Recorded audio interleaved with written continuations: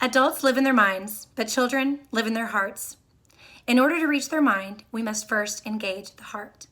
That requires us getting on a child's level. And I don't just mean bending down when you speak to a child, although that is something that I recommend. I always recommend bending down to the child's level, eye to eye, face to face, before communicating with them. But I also recommend going a little bit further than that. Sometimes when your child is upset, you actually have to get down below their level. Just as if you were working with a dog. Bear with me here. I'm not comparing children to dogs. But if you were walking up to a dog that you didn't know, you wouldn't tower over the dog and put your hand out. You would crouch down and put your hand low to let the dog know that you were not a threat. Children are the same way. When your child is heated or upset, sometimes getting down on their level is not enough. Getting down below their level shows them, I'm not a threat. I'm not trying to intimidate you or make you feel small or make you feel weak. I'm getting down on your level because I love you enough to humble myself and look up at you so that you really hear my words and so that you see that I love you enough to get down below you to your level and have a conversation. But sometimes we need to get on their level in a different way. I had a professor in college. I went to the University of North Texas, and I had a class with Dr. Gary Landreth, the founder of child-centered play therapy. Dr. Landreth was asked a question by one of the other students. What is your dream? What would you love to see happen in the world because of your work or the work of somebody else in the field? He said, I dream of a world where everything is at a child's level that pertains to the child. He said, I imagine walking into a doctor's office and all of the art is hung at the child's level. I walk into a school and all of the work is at the child's level. That there are doors at the child's level in a place that's made for children. And in the home, everything is child size. To send the child the message, this is a place for you because it's at their level. So much of our world happens above the children that it creates a feeling of inferiority and superiority in people that are children. Children are just tiny people. They're smaller people. They're not smaller in any other way other than they're short. They are underexperienced, underdeveloped, but they're still people and they still have value, and we need to get down on their level. When we're trying to manage a child's difficult behaviors, it's not only about getting on their level or getting below their level or speaking to them on a level that they can understand, but sometimes we have to enter their world in a way. Children live in an imaginative world, a beautiful world that we could all gain value from joining them in. Sometimes we have to be a dinosaur, and I'll tell you what I mean by that. A few years ago when I was first starting my business, I was offering parent coaching. I wasn't working one-on-one with a parent in an office space or taking a phone call or an email consultation, but instead I was going into the home. I would normally go at bedtime, dinner time, bath time, the most stressful part of a parent's day. Typically the time when they didn't want me to be there watching them, observing and judging. But I would say, I know what it's like. I want to be there when things are mayhem, when things are going hectic. And this one night I was called out to a home of a mother who had triplets, three three-year-olds, three teenagers, right? And I walked in and it was chaos, absolute chaos, as you can expect. And I watched and observed the family go through their dinner routine and their play and their potty routine and everything. And I offered some suggestions and so forth, not really at the time, but when I spoke with the parents after the fact. But there was one time in particular that I intervened because the child's feelings were greatly upset. And I could see that the situation was going to escalate if I didn't intervene.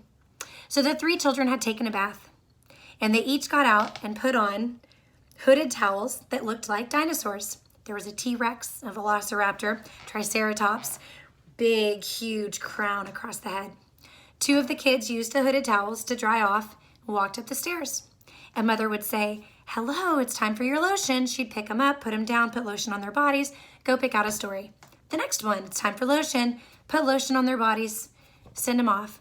And then one little boy, the last one, and he was that child. You could just tell. This is the one that kind of gives everybody a run for their money and probably always will. My favorites, my personal favorites are these kids. I happen to have one of those. So he comes up the stairs and he's wearing the hooded towel with the big, huge crown. and he's being a dinosaur. And Mom says, okay, it's time for your lotion.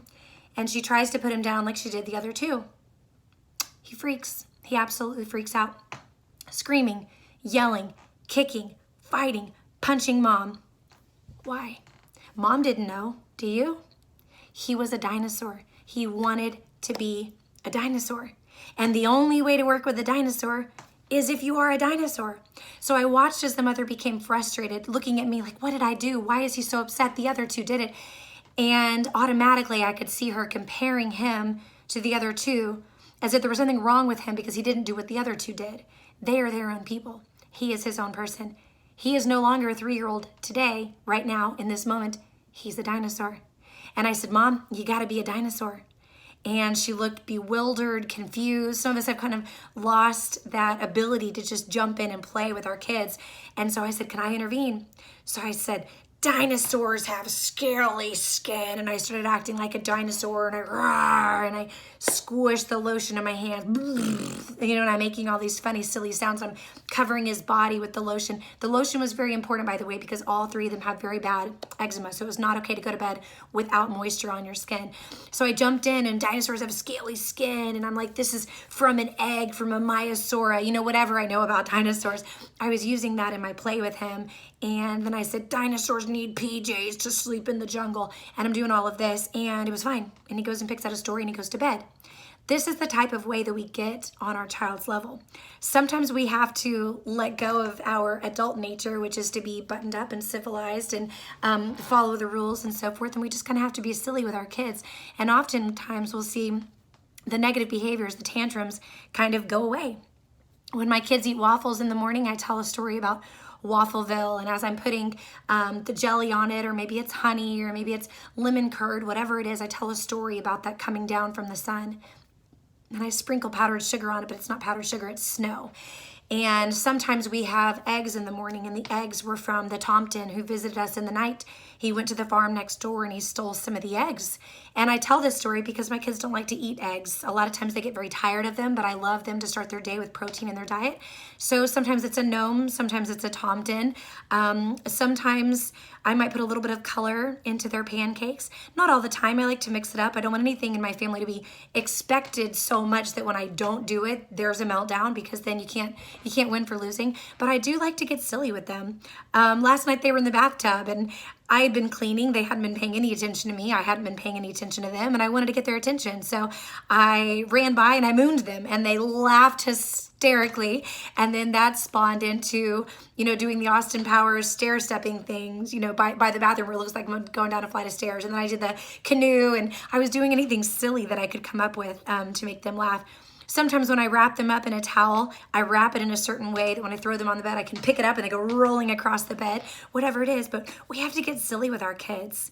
Not only is that a really beautiful way to connect with them and to, you know, join them in their world, but for them to feel bonded with us, to feel that it's okay not to be perfect. That's a really valuable lesson. Sometimes as parents, we find the need to role model for them perfection and doing everything politically correct and making sure that the manners are always right and that they're always perfectly dressed and all of this. But really, we just got to get silly and show them that we're human, because everything that we do, if we take ourselves too seriously, they will take themselves too seriously.